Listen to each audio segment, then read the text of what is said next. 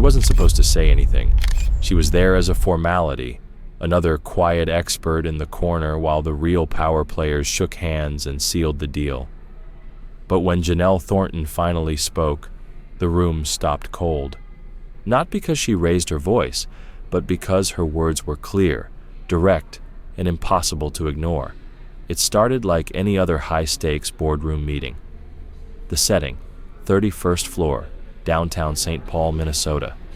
The kind of conference room where the glass walls offer sweeping views and the air smells like polished wood, confidence, and money. Not the crumpled bills in your wallet, but the kind that flows in silence through mergers and signatures, moving numbers with enough weight to shift entire companies. The morning light filtered through frost-covered windows as if even the city outside was holding its breath.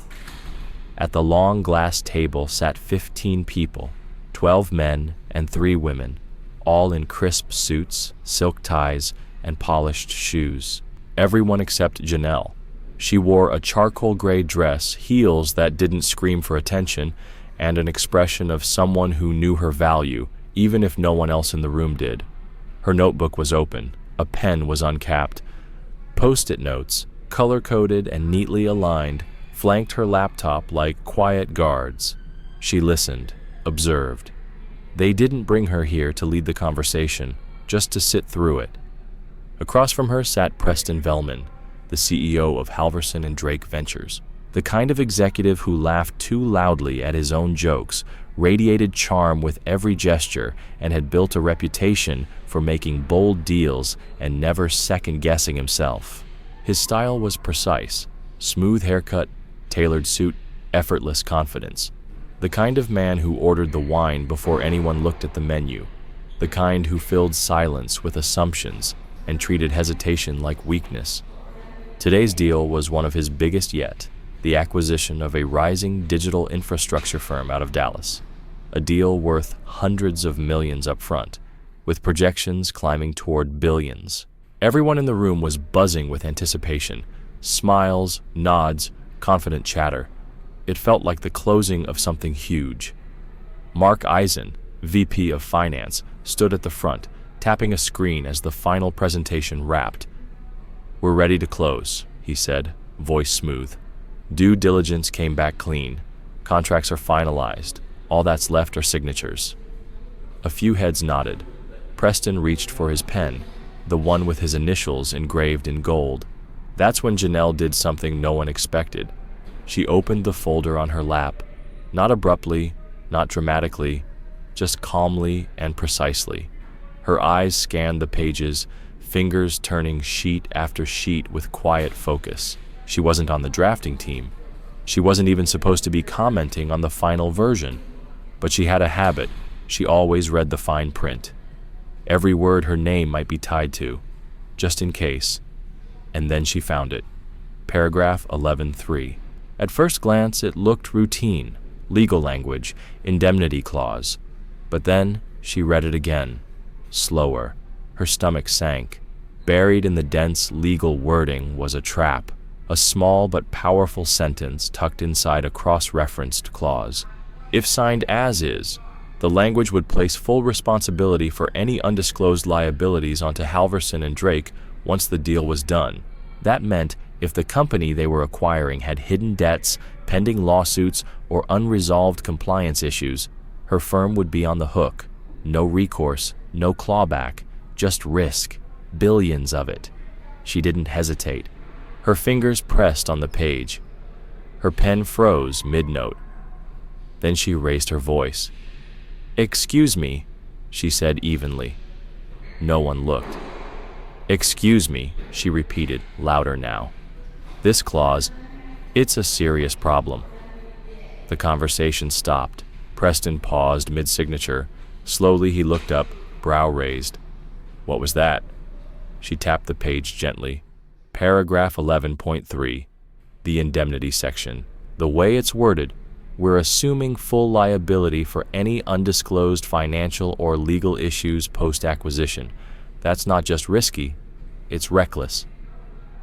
The room went silent. Mark Eisen leaned forward, skeptical. "We already reviewed that." Janelle nodded respectfully. Yes, and with respect. I believe something critical was overlooked. Next to her, Angela from the legal team sat upright, suddenly alert. One of the marketing leads looked down at the table. Preston put down his pen, the easy smile on his face beginning to fade. "You're saying we'd be responsible for everything they didn't disclose?" he asked. Janelle met his eyes. "Yes, if we sign this without removing or rewriting that clause, and something is hidden, we absorb it all. The financial burden, the legal consequences, everything, no limits." The air in the room changed. Confidence cracked, replaced with the uncomfortable awareness that something had just shifted, and none of them had seen it coming. Before anyone else could speak, Mark leaned back, arms folded, trying to recover the narrative. "That's one interpretation," he said, voice thick with skepticism. Janelle didn't flinch. "It's not an interpretation," she said. "It's written in plain language. If the seller fails to disclose debts or lawsuits, we're locked in as liable. No exceptions, no protection." Angela leaned over. "Can you show me exactly what you saw?" Janelle turned her folder, slid it across the table. Angela's eyes scanned the section. She blinked, then blinked again. Her lips parted, but no words came out. Preston's tone turned sharp. "Why didn't legal flag this?" Angela hesitated, caught. "It was embedded in a cross-reference," she said. "It wouldn't stand out unless you traced the full trail. It's easy to miss." And just like that, a billion-dollar celebration became a crisis meeting in disguise. Janelle didn't gloat. She didn't smile. She didn't need to. She just sat back, steady, unshaken. She hadn't come to make enemies, but she also hadn't come to rubber stamp a disaster. And now, for the first time that morning, everyone was looking at her. Janelle had been comparing the final contract to the earlier draft the same way someone disarms a minefield, carefully, methodically, and with full awareness that one misstep could cost millions. She didn't do it because she was asked. She did it because something didn't feel right. She couldn't sleep the night before. The timeline of the acquisition felt off, too fast, too eager. Emails from the seller's legal team were pinging her inbox at 1 a.m., every message carrying the same urgency. "Let's wrap this before end of quarter." It wasn't just enthusiasm, it was pressure. And that pressure didn't sit well with her. She'd seen this before. The rush, the deflection, the energy of people trying to push a deal over the finish line before anyone had the chance to read the fine print. So she stayed late. Hours after the building emptied out, she was still there, fluorescent light flickering above her desk as she compared clause after clause, highlighting discrepancies line by line. And that's when she found it. Just 27 words, a single sentence, but it read like a trigger with the safety off, aimed straight at her company's future. Now, in the boardroom, Mark Eisen exhaled hard through his nose, his irritation barely contained. "Even if it's a little risky, the upside outweighs it. We're getting the company for practically nothing." Janelle didn't back down. "It's only a bargain if there's not a $100 million lawsuit waiting to surface. If there is, we don't just lose money, we lose trust, our credibility, maybe even our valuation." The room was still. Preston, now standing, had his hands tucked in his pockets as he paced slowly along the windows. "What would you propose?" he asked. Not rude, not warm either, just neutral. But every person in the room could feel the weight behind the question. Janelle didn't flinch. "We pause. We put the funds in escrow, renegotiate the indemnity clause, get documented assurances that there are no pending legal liabilities. Then, and only then, we move forward." Preston stopped pacing. He looked at her as if he was seeing her for the first time, not as background noise, but as someone who just might have saved them from a disaster. "You realize how much time and money we've already poured into this deal?" he asked. "I do," she said evenly, "and it's nothing compared to what we'll spend cleaning up the fallout if it collapses after closing." Mark scoffed under his breath. "Come on, she's just a paralegal." Janelle blinked slowly, turned her head, looked him right in the eye. "And yet, I'm the only one in this room who caught it." Silence. Mark's jaw tightened, but he didn't answer. He couldn't. Then Angela, senior legal counsel and the only other woman at the table, spoke, her voice measured but firm. "She's right." 3 words. But they landed harder than anything Janelle had said, because Angela was inside the circle, and everyone knew it. Preston turned back to the screen, then to the contract, then back to Janelle. "Do you have backup?" "I have a full copy on the shared drive," she said calmly. "And I flagged 3 other inconsistencies while I was at it." He studied her. The room held its breath. "All right," he said at last. "Nobody signs anything, not until my legal team walks me through this line by line. Give me 20 minutes. And with that, he walked out. The room unraveled almost instantly. Some followed him out, pretending they had calls. Others drifted toward the windows in hushed conversation. A few stayed behind in awkward silence. Janelle didn't move. She stayed in her seat, pen still in hand. Angela leaned toward her, voice low. "You realize you've got a target on your back now, right?" Janelle gave a quiet smile. "I had one before I walked in." But even she knew this wasn't over. 20 minutes could change everything. For her, for the deal, for the entire company. And she had no idea what direction it would go. The door to Preston's office shut with a soft click. The conference room deflated like a balloon losing air. No one thanked her. No one nodded. No one even made eye contact. Angela left without another word. Rodrigo Cortez from Strategic Ops and Brittany Hayes from Communications whispered near the window, just loud enough for the tension to settle.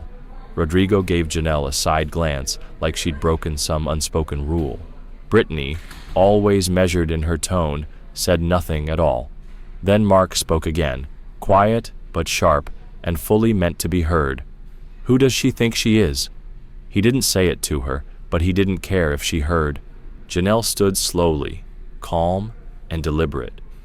She closed her folder, clicked her pen shut, and looked up. "Excuse me?" she said. Mark looked straight at her now, louder this time. "I said, who do you think you are? You've been sitting in on these meetings for what? 3 months? You're not senior counsel. You don't lead negotiations. You definitely don't call the shots."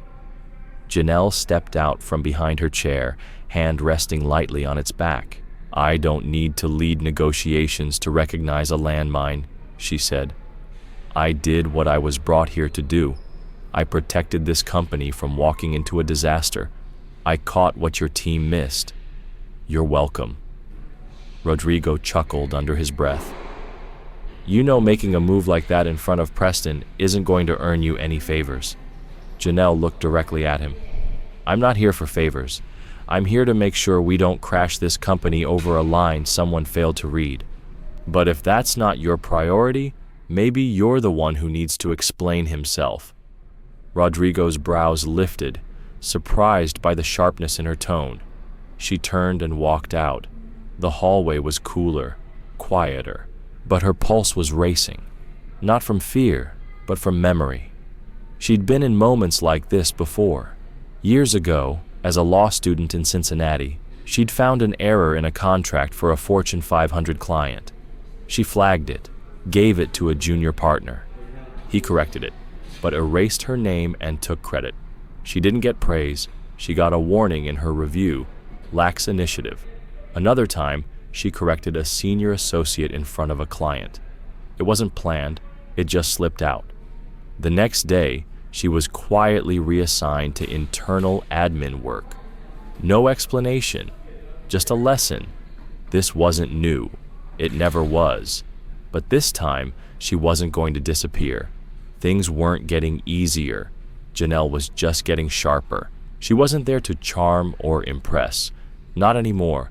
She was there to protect her name, her work, and her future. That had become crystal clear the moment she stepped out of that boardroom. She walked the hallway slowly, her heels muted against the carpet, and made her way to the staff kitchen, an old habit from long nights spent sorting contracts no one else wanted to read. She poured herself a cup of stale coffee, barely warm, and stood near the window, watching as snow began to fall sideways, carried by the kind of wind that makes a city feel like it's folding in on itself. The quiet helped, until it didn't. "I didn't catch it either," came a voice from behind her. Janelle turned. Brittany Hayes, communications lead, poised, practiced, politically neutral, until now. Janelle raised an eyebrow, saying nothing yet. Brittany exhaled. "That clause, I skimmed it. I've seen that kind of wording 100 times. Never saw how slanted it was until you pointed it out." Janelle gave a short nod. "That's how they write it. It sounds fair until it's not." There was a pause, filled only by the hum of the refrigerator and the faint buzz of fluorescent light.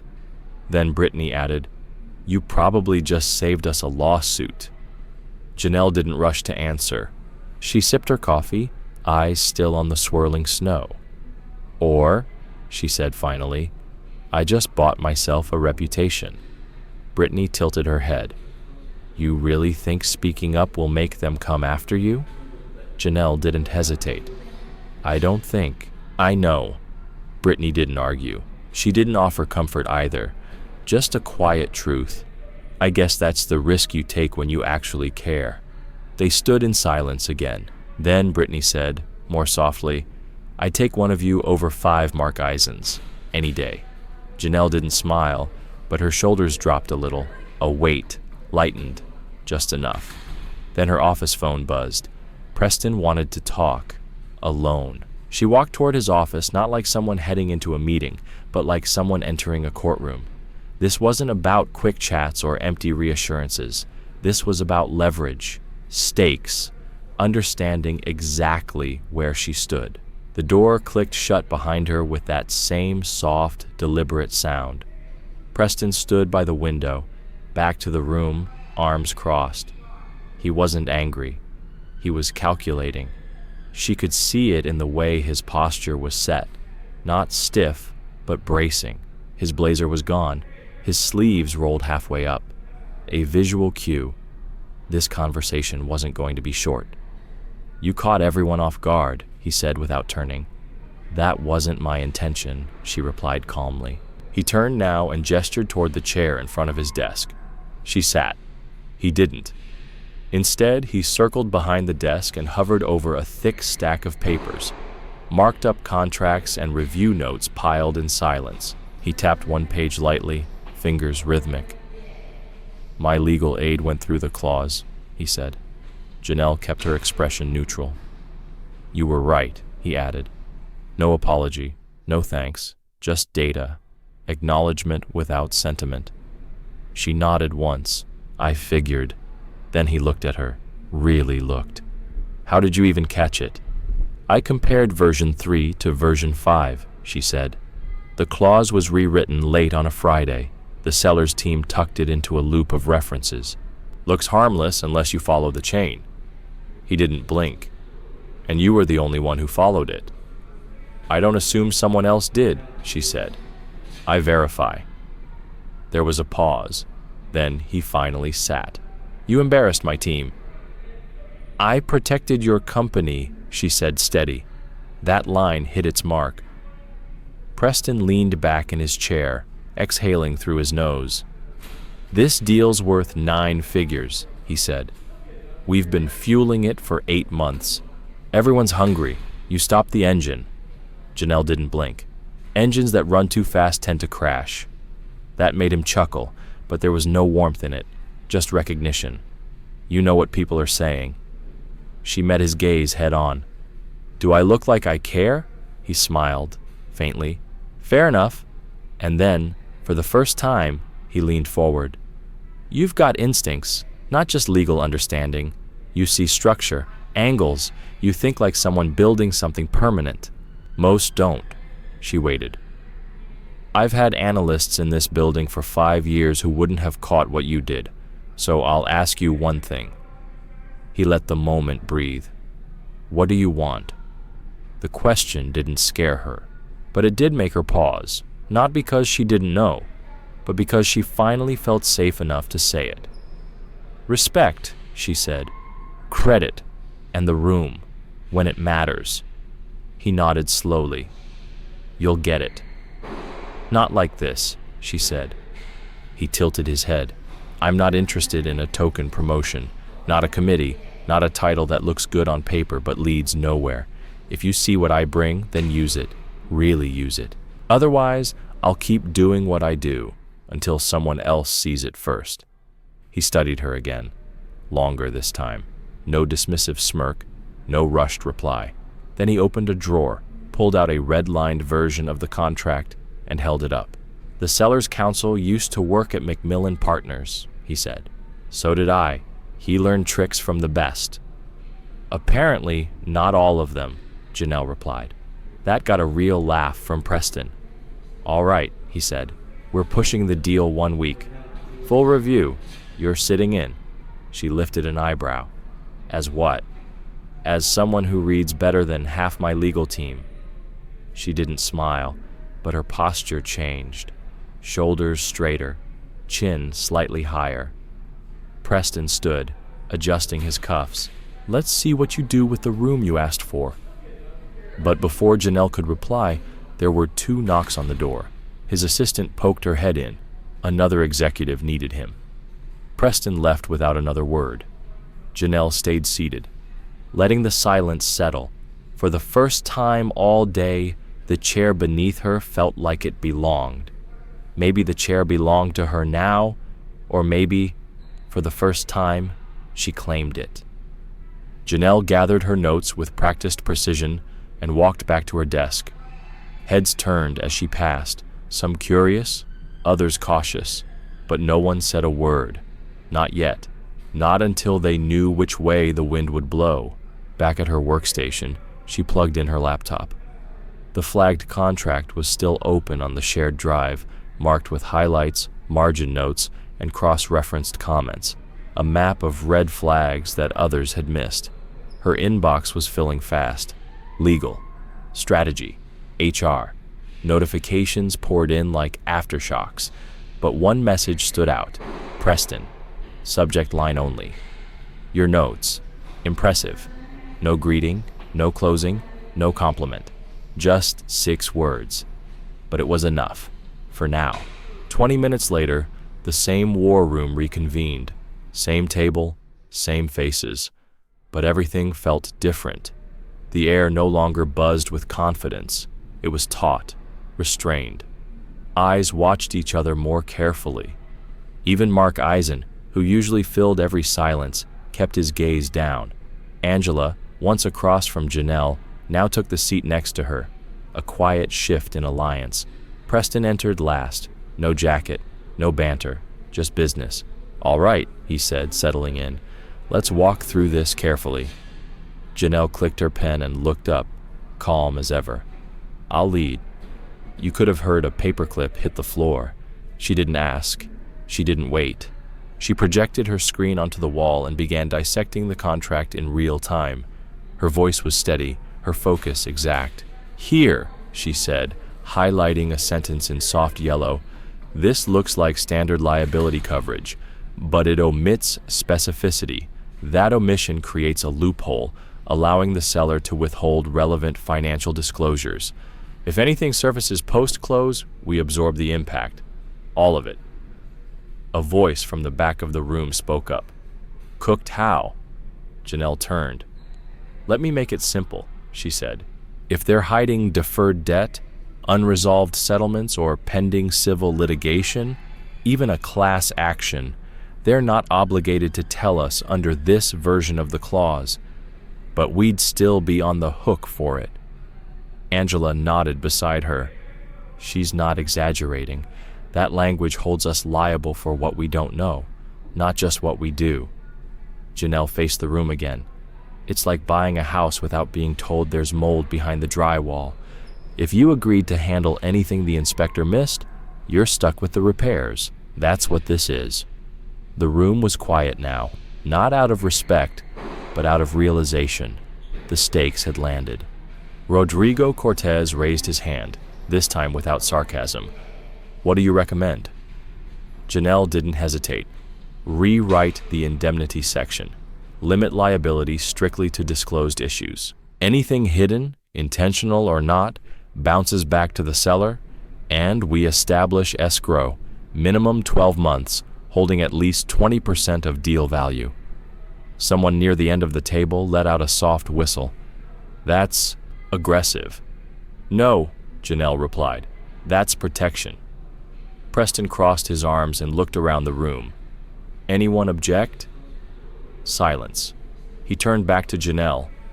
Send your revised version to legal. I want it on their desk before QB. She nodded once. Meeting adjourned. As the others filed out, Angela leaned toward her and whispered, You just rewrote protocol. We usually send stuff like this straight to outside counsel. Janelle unplugged her laptop. Maybe it's time we started trusting our internal team more. Angela gave a faint smile, or at least trust the people who actually read. But back at her desk, Janelle found something she hadn't expected. A plain white envelope. No name, no markings. Inside was a single line, typed in black on thick stock paper. Watch your back. No signature, no initials, nothing on the back. The building's camera in this hallway had been under maintenance for weeks, a detail she'd flagged twice. Suddenly, that didn't feel like a coincidence anymore. She stared at the note for a long moment, then slid it silently into her folder. Threats, even the quiet ones, weren't new, but they were never acceptable, and this one wouldn't shake her. Not now. Not ever. She had work to do. By late afternoon, the redrafted clause had been reviewed, approved, and sent to the seller's counsel. The reply came back fast, thick with legal pushback and corporate irritation. They hadn't expected resistance, and certainly not from her. Then her phone buzzed again. Mr. Vellman would like to see you. Janelle walked into Preston's office with more ease this time. He stood by the window, phone in one hand, half-drunk coffee in the other. No blazer, no script. I've got 5 minutes, he said, so I'll be direct. He sat behind his desk and leaned forward on his elbows. I want you out of legal support. Janelle didn't blink. I want you in M&A strategy, working directly under me, shadowing deals, structuring, vetting, negotiating, full visibility. He waited. She studied him for a second, then asked, Why me? Preston smirked. Because you don't just read contracts. You read people. You read timing. You see around corners. I can teach someone how to build a spreadsheet. I can't teach them how to spot what you saw. She nodded once. What's the title? He paused. You care about titles? I care about which rooms open when you have one. Preston leaned back. Associate Director, M&A Oversight. She didn't smile, but this time she didn't have to. Janelle held Preston's gaze. That's not a real title, she said. He smirked, almost amused. You're negotiating already? No, she replied calmly. I'm asking for clarity, because if this is just a PR move, if I'm the girl who caught the clause and nothing more, I'll be gone in 6 months. His smile faded this time. He didn't argue. He respected it. I'll talk to HR, he said. We'll create a real role, one with autonomy, visibility, responsibility, and yes, consequences. Janelle nodded. Good. She stood. Preston didn't. One more thing, he added quietly. I didn't catch that clause either, and I've been doing this for 20 years. Janelle met his eyes, not with pride, not with satisfaction, but with something sharper. That's the problem, she said. And then she left. Back at her desk, she quietly began clearing her space. She packed up her badge, the drawer full of highlighters, the backup coffee mug she never used. Her notes, her files, years of quiet contribution now boxed in silence. Angela passed by and leaned down. "Moving upstairs?" "Looks like it," Janelle replied. Angela smiled faintly. "They'll either love you or fear you." Janelle slid the last folder into her bag. "They don't have to do either. They just have to respect me." But her eyes flicked back to the envelope still hidden in her folder, the anonymous threat typed in plain black ink. She knew the promotion wasn't a finish line. It was a warning shot, a reminder that telling the truth had a cost. She stepped into the elevator, badge clipped just a little higher on her blazer. Floor 35, executive level. The air even smelled different up here. Less like printer paper, more like polished wood, stillness and power. As the doors opened, she scanned the room. Fewer people, more glass, louder shoes on softer carpet. The hallway was lined with conference rooms named things like Summit and Titan. Everyone here walked like they expected to be listened to. Janelle didn't shrink. She adjusted. Her new office was on the corner, smaller than Preston's, but twice the size of her old cubicle. One clean desk, a single monitor, a note on the keyboard, "Welcome to the deep end." She didn't need a welcome. What she needed was a moment to breathe. That came hours later, after the buzz of email replies had faded and the halls had emptied into silence. She was reviewing a case file when there was a soft knock at her door. She looked up. It was Malaya, the new admin support hire.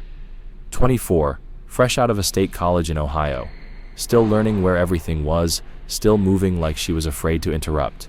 "You busy?" Malaya asked, stepping just inside. Janelle gave a tired smile. "Only if you're bringing problems." Malaya clutched a notebook to her chest like it might float away. I saw what happened yesterday, or heard about it. The clause, the meeting, what you did." Janelle leaned back. "What do you mean?"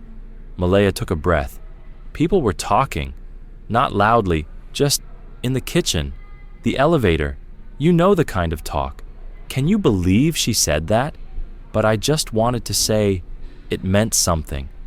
Watching someone actually say it, not hint, not whisper, not joke about it after, but stop the room, look around, and say, "This isn't right." Janelle didn't speak right away. She waited. Malaya lowered her voice. "Sometimes I wonder if I'm too quiet in meetings, if I even belong in those rooms. And then I saw you and I thought, maybe I just need to keep watching, keep reading, keep sharpening." Janelle nodded slowly. "You don't need to be loud to be right. You just need to be clear and consistent." Malaya smiled, small but real. "Can I ask you something?" "Sure." "When you said it, when you called it out, were you scared?"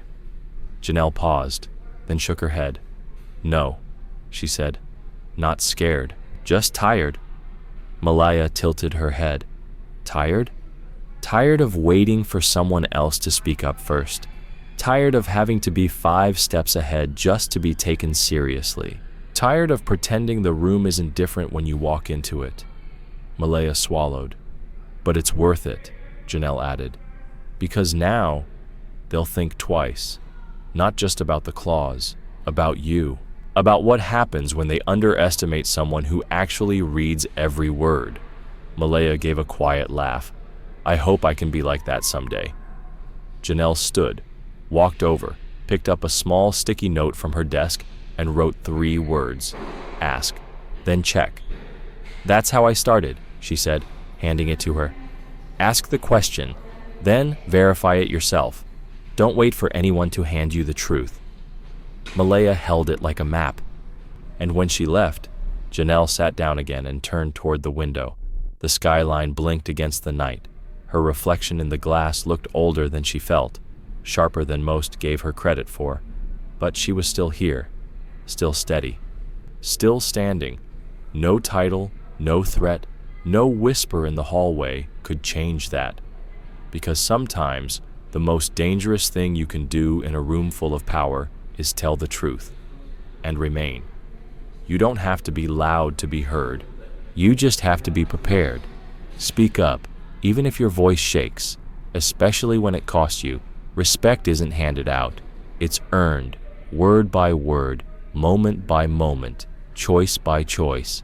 And if this story made you think about your own voice, your place in the room, about the times you stayed quiet, share it. Because someone out there is still waiting to hear what you have been holding back.